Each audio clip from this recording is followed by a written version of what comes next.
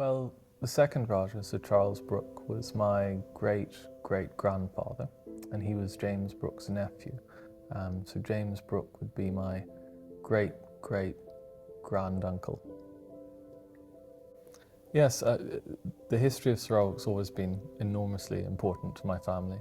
From a young age, my father showed me objects, pictures, books, told me stories about Sarawak, which led to wonderful dreams of adventures in Borneo for a boy of 7 or 8 years old. As I grew older, and my connection grew with my grandfather in particular, I think I came to appreciate the importance of that connection on a deeper level. And that principle which my grandfather embodied, as did many of the Brookes, of trusteeship on behalf of the people of Sarawak, without which the connection could not have endured as it has done. Well, the Trust, it aspires to share Sarawak's unique history and heritage because we feel that it has the capacity to inform, engage, inspire people and enrich people's lives through that engagement.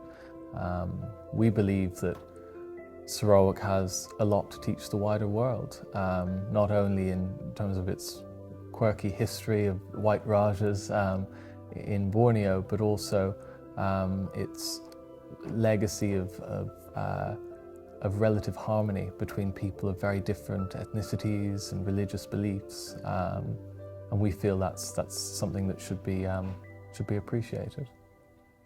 Well, I don't think James Brooke ever set out with any great aspiration to become a Rajah in Borneo.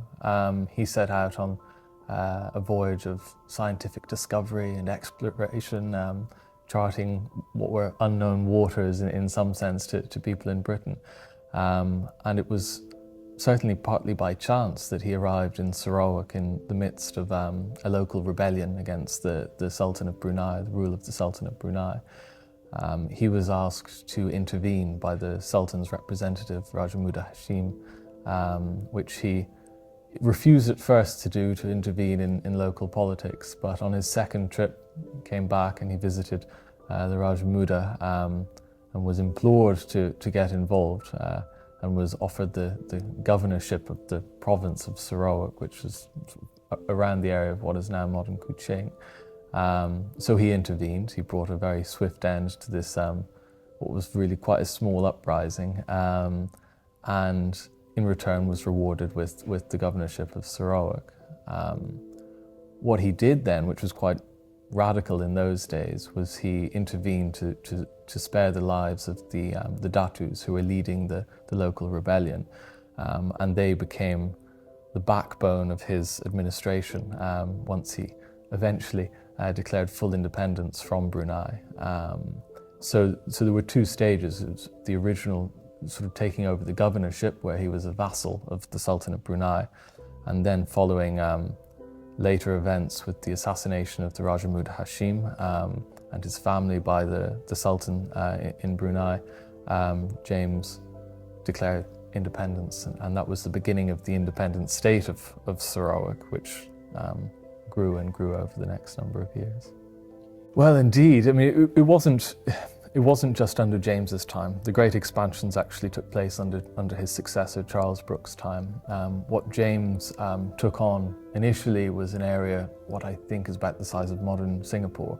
It was quite a small region around Sarawak. There was a series of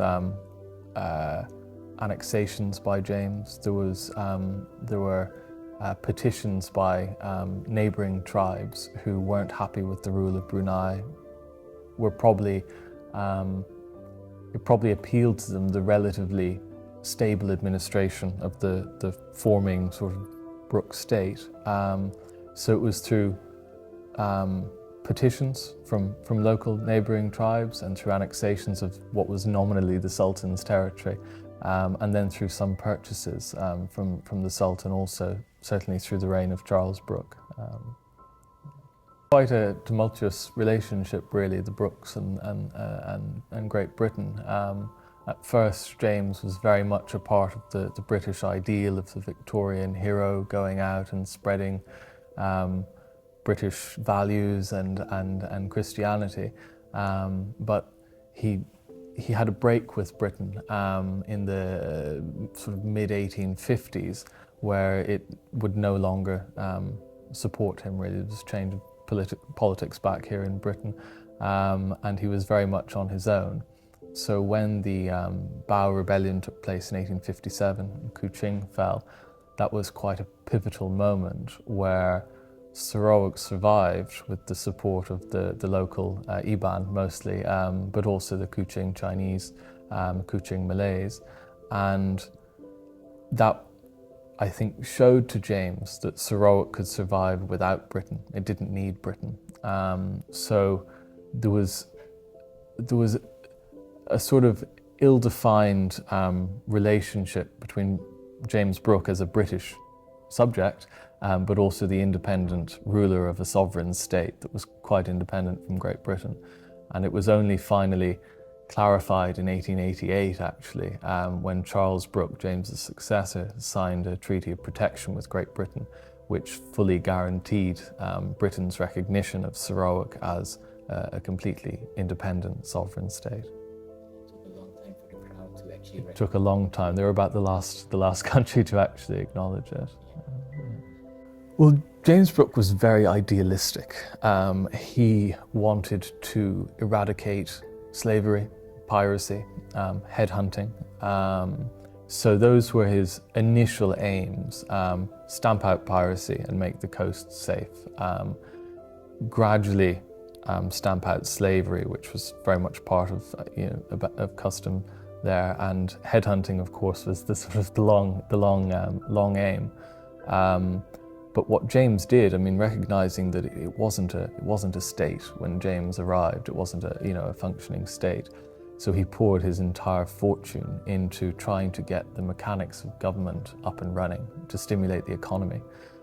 So he bought ships that would travel between Sarawak and Singapore at his expense, buying up native produce. He would personally buy up native produce in order to try and stimulate the economy. He was a terrible economist. But he got rid of these arbitrary taxes on the poorer part of the populace in order to give them some measure of hope, I think, economically for their futures. So he was very idealistic. He wasn't a terribly good administrator, if you're talking about the economics of things. But politically and socially, he was quite a radical, really, for someone in his position with his background.